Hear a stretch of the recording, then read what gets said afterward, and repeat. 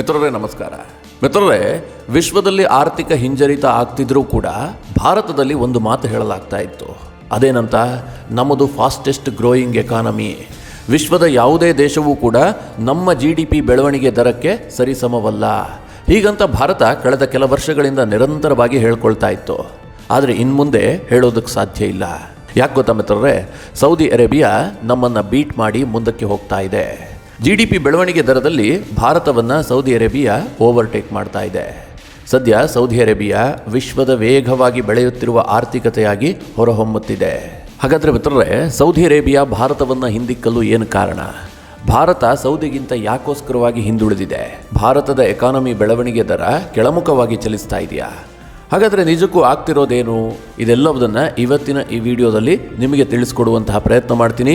ನೀವು ಈ ವಿಡಿಯೋನ ಕೊನೆವರೆಗೂ ಮಿಸ್ ಮಾಡದೆ ನೋಡಿ. ಮಿತ್ರರೇ, ಸೌದಿ ಅರೇಬಿಯಾಗೆ ಅಚಾನಕ್ಕಾಗಿ ಒಂದು ಜಾಕ್ಪಾಟ್ ಹೊಡೆದಿದೆ. ಅವರು ಇದ್ದಕ್ಕಿದ್ದಂತೆ ವಿಶ್ವದಲ್ಲಿ ವೇಗವಾಗಿ ಬೆಳೆಯುತ್ತಿರುವಂತಹ ಎಕಾನಮಿ ಅನ್ನುವಂತಹ ಪಟ್ಟಕ್ಕೆ ಬರ್ತಾ ಇದ್ದಾರೆ. ಅದಕ್ಕೇನು ಕಾರಣ ಅಂತ ತಿಳಿಸ್ಕೊಡೋದಕ್ಕೂ ಮುನ್ನ, ಈ ಬಾರಿಯ ವರ್ಲ್ಡ್ ಬ್ಯಾಂಕ್ ಪ್ರೆಡಿಕ್ಷನ್ ಪ್ರಕಾರ ಸೌದಿ ಅರೇಬಿಯಾ 2023ರಲ್ಲಿ 7.6 GDP ಗ್ರೋತ್ ರೇಟನ್ನು ಹೊಂದಿರಲಿದೆ. ಇದೇ ಸಂದರ್ಭದಲ್ಲಿ ಭಾರತ ಅಂದರೆ ಈ 2023ರಲ್ಲಿ ಭಾರತದ GDP ಗ್ರೋತ್ ರೇಟ್ 7% ಇರಲಿದೆ. ಸೌದಿಗಿಂತ ಭಾರತದ GDP ಗ್ರೋತ್ ರೇಟ್ 0.6% ಕಡಿಮೆ ಇರಲಿದೆ. ಹೀಗಂತ ವರ್ಲ್ಡ್ ಬ್ಯಾಂಕ್ ಹೇಳ್ತಾ ಇದೆ. ಮಿತ್ರರೇ, ಸೌದಿ ಅರೇಬಿಯಾದ ಜನಸಂಖ್ಯೆ ಜಸ್ಟ್ 4 ಕೋಟಿ, ಭಾರತದ್ದು 140 ಕೋಟಿ. ಅವರ ಎಕಾನಮಿ $1 ಟ್ರಿಲಿಯನ್, ಭಾರತದ್ದು $3.5 ಟ್ರಿಲಿಯನ್ ಜಾಸ್ತಿ. ಹಾಗಾದರೆ ಸೌದಿ ಅರೇಬಿಯಾ ಹೇಗೆ ಭಾರತವನ್ನು ಬೀಟ್ ಮಾಡ್ತಾ ಇದೆ? ಅವರ GDP ಗ್ರೋತ್ ರೇಟ್ ಇದ್ದಕ್ಕಿದ್ದಂತೆ ಏರಿಕೆ ಕಾಣೋದಕ್ಕೆ ಏನು ಕಾರಣ? ಈ ಪ್ರಶ್ನೆ ಬರುತ್ತೆ ಅಲ್ವಾ ಮಿತ್ರರೇ? ಒನ್ಸ್ ಅಗೇನ್ ಇದಕ್ಕೆಲ್ಲ ಉತ್ತರ ರಷ್ಯಾ ಉಕ್ರೇನ್ ಯುದ್ಧ. ಹೌದು ಮಿತ್ರರೇ, ಇವತ್ತು ರಷ್ಯಾ ಉಕ್ರೇನ್ ಮೇಲೆ ಯುದ್ಧ ಮಾಡ್ತಾ ಇದೆ. ಮಿತ್ರರೇ, ಇದರಿಂದ ಯಾರಿಗೆ ಲಾಭ ಆಗಿದೆ ಕೇಳಿದ್ರೆ ಭಾರತಕ್ಕೆ ಲಾಭ ಆಗಿಲ್ಲ, ಯುರೋಪ್ನ ಯಾವುದೇ ದೇಶಗಳಿಗೆ ಲಾಭ ಆಗಿಲ್ಲ, ರಷ್ಯಾಗೂ ಲಾಭ ಆಗಿಲ್ಲ, ಉಕ್ರೇನ್ಗೂ ಲಾಭ ಆಗಿಲ್ಲ. ಹಾಗಾದರೆ ನಿಜಕ್ಕೂ ಈ ಯುದ್ಧದಿಂದ ಲಾಭ ಆಗಿದ್ದು ಯಾರಿಗೆ?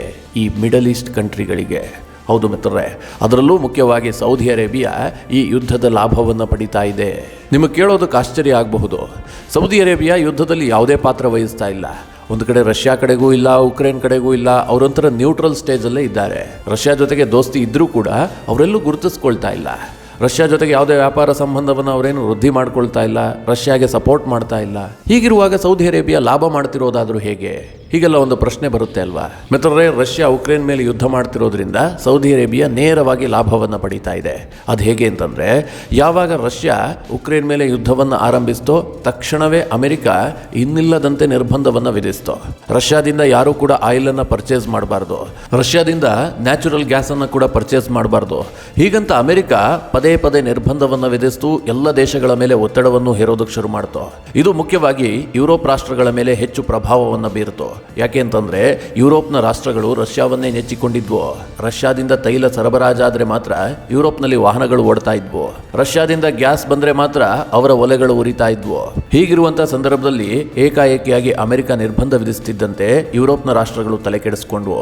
ಇನ್ನೊಂದು ಕಡೆಯಲ್ಲಿ ದಕ್ಷಿಣ ಅಮೆರಿಕಾದ ದೇಶಗಳು ಕೂಡ ರಷ್ಯಾದ ಜೊತೆಗೆ ವ್ಯಾಪಾರ ಸಂಬಂಧವನ್ನು ಹೊಂದಿದ್ವು.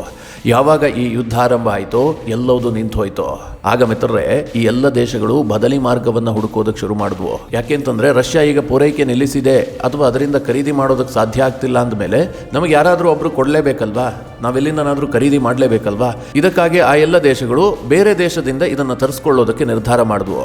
ಆಗ ಮಿತ್ರರೇ, ಈ ಎಲ್ಲ ದೇಶಗಳು ನೆಚ್ಚಿಕೊಂಡಿದ್ದು ಈ ಮಿಡಲ್ ಈಸ್ಟ್ ಕಂಟ್ರಿಗಳನ್ನು, ಅದರಲ್ಲೂ ಮುಖ್ಯವಾಗಿ ಸೌದಿ ಅರೇಬಿಯಾ ಮತ್ತು UAE. ಸೌದಿ ಅರೇಬಿಯಾ ಮತ್ತು UAE ಈ ಎರಡೂ ದೇಶಗಳು ಅತಿ ಹೆಚ್ಚಿನ ಪ್ರಮಾಣದಲ್ಲಿ ಈಗ ಕಚ್ಚಾ ತೈಲವನ್ನು ರಫ್ತು ಮಾಡ್ತಾ ಇದ್ದಾವೆ. ವಿಶ್ವದ ಅನೇಕ ದೇಶಗಳು ಸೌದಿ ಅರೇಬಿಯಾದಿಂದ ಕಚ್ಚಾ ತೈಲವನ್ನು ತರಿಸ್ಕೊಳ್ಳೋದಕ್ಕೆ ಶುರು ಮಾಡಿದ್ವು. ನಾರ್ತ್ ಅಮೆರಿಕಾ, ಯುರೋಪ್ ಈ ಎಲ್ಲ ದೇಶಗಳಿಗೂ ಕೂಡ ಸದ್ಯ ಸೌದಿ ಅರೇಬಿಯಾ ಕಚ್ಚಾ ತೈಲವನ್ನು ಪೂರೈಕೆ ಮಾಡ್ತಾ ಇದೆ. ಮಿತ್ರರೇ, ಸೌದಿ ಅರೇಬಿಯಾ ಈ ಪರಿಯಾಗಿ ಕಚ್ಚಾ ತೈಲವನ್ನು ಪೂರೈಕೆ ಮಾಡ್ತಿರೋದ್ರಿಂದ ಅದರ ಆರ್ಥಿಕತೆಗೆ ದೊಡ್ಡ ಪ್ರಮಾಣದಲ್ಲಿ ಲಾಭ ಆಗ್ತಾ ಇದೆ. ಒಂದು ಕ್ವಾರ್ಟರ್ನಲ್ಲಿ ಅಂದರೆ 3 ತಿಂಗಳಲ್ಲಿ ಸೌದಿ ಅರೇಬಿಯಾ $40 ಬಿಲಿಯನ್ ಲಾಭವನ್ನು ಗಳಿಸಿದೆ. ಮಿತ್ರರೇ, ಇದು ಒಟ್ಟಾರೆ ವ್ಯಾಪಾರವಲ್ಲ, ಕೇವಲ ಲಾಭವೇ $40 ಬಿಲಿಯನ್ ಆಗಿದೆ. ಸೌದಿ ಅರೇಬಿಯಾದ ಆರ್ಥಿಕತೆಗೆ ದೊಡ್ಡ ಮಟ್ಟದಲ್ಲಿ ಹಣದ ಹರಿವಾಗ್ತಾ ಇದೆ. ಇದಕ್ಕೆಲ್ಲ ಏನು ಕಾರಣ? ರಷ್ಯಾ ಉಕ್ರೇನ್ ಯುದ್ಧ ಕಾರಣ. ಮಿತ್ರರೇ, ಎಲ್ಲೋ ನಡೀತಿರುವಂತಹ ಯುದ್ಧ ಇಷ್ಟೊಂದು ದೊಡ್ಡ ಪ್ರಮಾಣದಲ್ಲಿ ಪ್ರಭಾವ ಬೀರುತ್ತಾ ಕೇಳಿದ್ರೆ ಖಂಡಿತವಾಗ್ಲೂ ಬೀರ್ತಾ ಇದೆ. ಸೌದಿಗೆ ಈ ಯುದ್ಧ ವರವಾಗಿ ಪರಿಣಮಿಸಿದೆ. ಮಿತ್ರರೇ, ಹೀಗೆ ಸೌದಿ ಅರೇಬಿಯಾಗೆ ಲಾಭ ಆಗ್ತಿದೆಯಲ್ಲ, ಅವರು ಲಾಂಗ್ ಟರ್ಮ್ ಆಗಿ ಕೆಲವೊಂದಷ್ಟು ಇನ್ವೆಸ್ಟ್ಮೆಂಟ್ ಮಾಡೋದಕ್ಕೆ ಮುಂದಾಗ್ತಾ ಇದ್ದಾರೆ. ಅಂದ್ರೆ ದೀರ್ಘಕಾಲದಲ್ಲೂ ಕೂಡ ಸೌದಿ ಅರೇಬಿಯಾ ಸ್ಟೇಬಲ್ ಆಗಿರಬೇಕು ಅನ್ನೋದು ಅಲ್ಲಿನ ಸರ್ಕಾರದ ಉದ್ದೇಶ. ಯಾಕೆ ಅಂತಂದ್ರೆ ಸೌದಿ ಅರೇಬಿಯಾ ಕಂಪ್ಲೀಟ್ ಆಗಿ ಡಿಪೆಂಡ್ ಆಗಿರುವಂತದ್ದು ತನ್ನ ಆಯಿಲ್ ಎಕ್ಸ್ಪೋರ್ಟ್ ಮೇಲೆ. ಅದು ನಿಂತು ಹೋದ್ರೆ ಸೌದಿ ಅರೇಬಿಯಾದ ಅರ್ಧ ಎಕಾನಮಿ ಬಿದ್ದು ಹೋಗುತ್ತೆ. ಅವರಲ್ಲಿ ದೊಡ್ಡದಾದಂತಹ ಯಾವುದೋ ಇಂಡಸ್ಟ್ರೀಸ್ ಆಗಲಿ ಫ್ಯಾಕ್ಟರಿ ಆಗಲಿ ಯಾವುದೂ ಇಲ್ಲ. ಸೌದಿ ಅರೇಬಿಯಾ ಕಂಪ್ಲೀಟ್ ಆಗಿ ನೆಚ್ಕೊಂಡಿರೋದು ಆಯಿಲ್ ಎಕ್ಸ್ಪೋರ್ಟ್ ಮೇಲೆ. ಈಗ ಸೌದಿಗೆ ಸದ್ಯ ಲಾಭ ಆಗ್ತಿರೋದು ಆಯಿಲ್ ಎಕ್ಸ್ಪೋರ್ಟ್ ನಿಂದಲೇ. ಮಿತ್ರರೇ, ಹೀಗಾಗಬಾರ್ದು. ನಾವು ಬೇರೆ ಬೇರೆ ಸೆಕ್ಟರ್ನಲ್ಲೂ ಕೂಡ ಹೂಡಿಕೆ ಮಾಡಿರಬೇಕು ಅಂತ ಸೌದಿ ಅರೇಬಿಯಾ ನಿರ್ಧಾರ ಮಾಡಿದೆ. ಹೀಗಾಗಿ ಬಂದ ಲಾಭವನ್ನೆಲ್ಲ ಬೇರೆ ಬೇರೆ ಕ್ಷೇತ್ರದಲ್ಲಿ ಹೂಡಿಕೆ ಮಾಡ್ತಾ ಇದೆ. ಸದ್ಯ ಮಿತ್ರರೇ, ದೊಡ್ಡ ಸುದ್ದಿ ಆಗಿದೆ. ನೀವೆಲ್ಲ WWE ಮತ್ತು WWF ಬಗ್ಗೆ ಕೇಳಿರ್ತೀರಿ. ಮಿತ್ರರೇ, ಇದು ಎಷ್ಟು ದೊಡ್ಡ ಪ್ರೋಗ್ರಾಮ್ ಅನ್ನುವಂಥದ್ದು ನಿಮಗೆ ಗೊತ್ತು. ಇಡೀ ವಿಶ್ವದಾದ್ಯಂತ ಪ್ರಚಾರದಲ್ಲಿರುವಂತಹ ಒಂದು ಕಾರ್ಯಕ್ರಮ. ಈಗ ಸೌದಿ ಅರೇಬಿಯಾ ಈ ಸಂಪೂರ್ಣ WWE ಅನ್ನ ಖರೀದಿ ಮಾಡೋದಕ್ಕೆ ಹೊರಟಿದೆ. ಇದು ಬರೋಬ್ಬರಿ $6 ಬಿಲಿಯನ್ ಮೊತ್ತದ ಕಂಪನಿ. ಇಡೀ ಕಂಪನಿಯನ್ನು ಖರೀದಿ ಮಾಡೋದಕ್ಕೆ ಸೌದಿ ಅರೇಬಿಯಾ ಹೊರಟಿದೆ. ಇದಲ್ಲದೆ ಡಿಸ್ನಿಯಲ್ಲೂ ಕೂಡ ಸೌದಿ ಇನ್ವೆಸ್ಟ್ ಮಾಡ್ತಾ ಇದೆ. ಫೇಸ್ಬುಕ್ನಲ್ಲೂ ಕೂಡ ದೊಡ್ಡ ಪ್ರಮಾಣದಲ್ಲಿ ಸೌದಿ ಇನ್ವೆಸ್ಟ್ ಮಾಡ್ತಾ ಇದೆ. ಅಂದರೆ ಬೇರೆ ಬೇರೆ ಕ್ಷೇತ್ರದಲ್ಲಿ ಸೌದಿ ಹೂಡಿಕೆ ಮಾಡೋದಕ್ಕೆ ನಿರ್ಧಾರ ಮಾಡಿದೆ. ಇದರ ಜೊತೆಗೆ ಮಿತ್ರರೇ, ತನ್ನ ಆಯಿಲ್ ಸೆಕ್ಟರನ್ನು ಹೊರತುಪಡಿಸಿ ಬೇರೆ ಸೆಕ್ಟರ್ನಲ್ಲೂ ಕೂಡ ಇನ್ವೆಸ್ಟ್ಮೆಂಟ್ ಇರಬೇಕು ಅಂತ ರಿಯಲ್ ಎಸ್ಟೇಟ್ ಸೆಕ್ಟರ್ಗೆ ಸೌದಿ ಅರೇಬಿಯಾ ದೊಡ್ಡ ಪ್ರಮಾಣದಲ್ಲಿ ಹಣವನ್ನು ಹೂಡಿಕೆ ಮಾಡ್ತಾ ಇದೆ. ಎಷ್ಟರ ಮಟ್ಟಿಗೆ ಅಂತಂದರೆ ಸೌದಿಯಲ್ಲಿರುವಂತಹ ಒಂದು ಮರಳುಗಾಡನ್ನು ಬೃಹತ್ ಸಿಟಿಯಾಗಿ ನಿರ್ಮಿಸಲು ಹೊರಟಿದೆ. ಈ ಎಲ್ಲ ಕಾರಣದಿಂದಾಗಿ ಸೌದಿಯ ಎಕಾನಮಿ ದಿಢೀರಂತ ಏರಿಕೆ ಕಾಣ್ತಾ ಇದೆ. ಸೌದಿಯ GDPಯಲ್ಲಿ ದೊಡ್ಡ ಮಟ್ಟದ ಹೈಕ್ ಕಂಡು ಬರ್ತಾ ಇದೆ. ಮಿತ್ರರೇ, 2021ರಲ್ಲಿ ಸೌದಿ GDP ಬಹಳ ಹಿಂದಿತ್ತು. 2021ರಲ್ಲಿ ಸೌದಿ ಸಾಧಿಸಿದಂತಹ GDP ಗ್ರೋತ್ ರೇಟ್ ಕೇವಲ 2.4%. 2022ರಲ್ಲಿ ಇದು 4.9%ಗೆ ಏರಿಕೆಯಾಗಿತ್ತು. ಆದರೆ ಇದೇ ಸಮಯದಲ್ಲಿ ಭಾರತ 2020ರಲ್ಲಿ -7.3 GDPಯನ್ನು ಸಾಧಿಸಿತ್ತು. ಕಾರಣ ಏನು ಅಂತ ನಿಮಗೆ ಗೊತ್ತು. ಕೊರೋನಾ ಕಾರಣದಿಂದಾಗಿ ಭಾರತದ GDP ಮೈನಸ್ಗೆ ತಿರುಗಿತ್ತು. ಆದರೆ ಒಂದೇ ವರ್ಷದಲ್ಲಿ ಅಂದರೆ 2021ಕ್ಕೆ ಬರ್ತಿದ್ದ ಹಾಗೆ ಭಾರತದ GDP ದರ 8.3ಕ್ಕೆ ಏರಿಕೆ ಆಯಿತು. ಹಾಗೆ 2022ರಲ್ಲಿ ಭಾರತ 8.7 GDP ದರವನ್ನು ಸಾಧಿಸುವ ಮೂಲಕ ದಾಖಲೆಯನ್ನು ಬರೆಯಿತು. ಇಡೀ ವಿಶ್ವದಲ್ಲಿ ಫಾಸ್ಟೆಸ್ಟ್ ಗ್ರೋಯಿಂಗ್ ಎಕಾನಮಿ ಅಂತ ಭಾರತ ತನ್ನ ಪಟ್ಟವನ್ನು ಭದ್ರಪಡಿಸಿಕೊಂಡಿತ್ತು.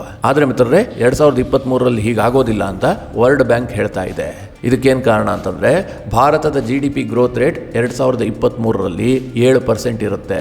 ಇದೇ ಸಂದರ್ಭದಲ್ಲಿ ಸೌದಿ ಅರೇಬಿಯಾ ತನ್ನ GDP ಗ್ರೋತ್ ರೇಟ್ ಅನ್ನ 7.6%ಗೆ ಏರಿಕೆ ಮಾಡಿಕೊಳ್ಳುತ್ತೆ.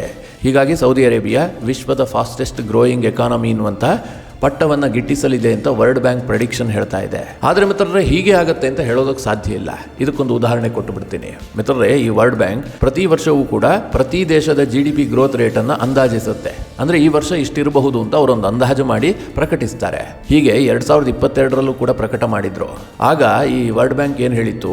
ಭಾರತದ GDP ದರ 2022ರಲ್ಲಿ 8.3ರಷ್ಟು ಇರುತ್ತೆ ಅಂತ ಅಂದಾಜು ಮಾಡಿತ್ತು. ಆದರೆ ಭಾರತದ GDP ಗ್ರೋತ್ ರೇಟ್ ಎಷ್ಟಾಗಿತ್ತು? 8.7ಕ್ಕೆ ಏರಿಕೆಯಾಗಿತ್ತು. ಭಾರತ ಅವರು ಊಹೆ ಮಾಡಿದ್ದಕ್ಕಿಂತ ಜಾಸ್ತಿ ಪ್ರಮಾಣದಲ್ಲಿ ಬೆಳವಣಿಗೆಯನ್ನು ಕಂಡಿತ್ತು. ಅದೇ ಮಿತ್ರರೇ, 2021ರಲ್ಲಿ ಸೌದಿ ಅರೇಬಿಯಾದ GDP ರೇಟ್ 3.2ರಷ್ಟು ಇರುತ್ತೆ ಅಂತ ಹೇಳಿ ವರ್ಲ್ಡ್ ಬ್ಯಾಂಕ್ ಪ್ರೆಡಿಕ್ಟ್ ಮಾಡಿತ್ತು. ಆದರೆ 2021ರಲ್ಲಿ ಸೌದಿ ಅರೇಬಿಯಾ ಸಾಧಿಸಿದ್ದೆಷ್ಟು? 2.4 ಮಾತ್ರ. ವರ್ಲ್ಡ್ ಬ್ಯಾಂಕ್ ಅಂದಾಜು ಮಾಡಿದಷ್ಟು ಸೌದಿ ಅರೇಬಿಯಾ ಗ್ರೋತ್ ರೇಟ್ ಅನ್ನು ಸಾಧಿಸುವಲ್ಲಿ ವಿಫಲವಾಗಿತ್ತು. ಇದಕ್ಕೇನು ಕಾರಣ ಅಂತಂದ್ರೆ ಮಿತ್ರರೇ, ಭಾರತ ನಿರ್ದಿಷ್ಟವಾಗಿ ಯಾವುದೋ ಒಂದನ್ನು ನೆಚ್ಚಿಕೊಂಡಿಲ್ಲ. ನಮ್ಮ GDP ಗ್ರೋತ್ ರೇಟ್ ನಿರ್ಧಾರವಾಗುವಂತದ್ದು ಎಲ್ಲಾ ಸೆಕ್ಟರ್ನಿಂದ ಸೇರಿ, ಯಾವುದೋ ಒಂದು ಸೆಕ್ಟರ್ನಿಂದ ಅಲ್ಲ. ಭಾರತದ್ದು ನ್ಯಾಚುರಲ್ ರಿಸೋರ್ಸ್, ಟೆಕ್ಸ್ಟೈಲ್ಸ್, ಆಹಾರ, ಸಾಂಬಾರ ಪದಾರ್ಥ ಹೀಗೆ ಅನೇಕ ಸೆಕ್ಟರ್ಗಳು ಭಾರತದ GDPಗೆ ಕೊಡುಗೆಯನ್ನು ಕೊಡ್ತವೆ. ಆದರೆ ಸೌದಿ ಅರೇಬಿಯಾ ಮೇಜರ್ ಆಗಿ ನೆಚ್ಚಿಕೊಂಡಿರುವಂತಹದ್ದು ತನ್ನ ಆಯಿಲ್ ಎಕ್ಸ್ಪೋರ್ಟ್ ಅನ್ನು ಮಾತ್ರ. ಹೀಗಾಗಿ ಮಿತ್ರರೇ, ಸೌದಿ ಅರೇಬಿಯಾದ ಎಕಾನಮಿ ಇಷ್ಟೇ ಬೆಳೆಯುತ್ತೆ ಅಂತ ಹೇಳೋದಕ್ಕೆ ಸಾಧ್ಯ ಇಲ್ಲ.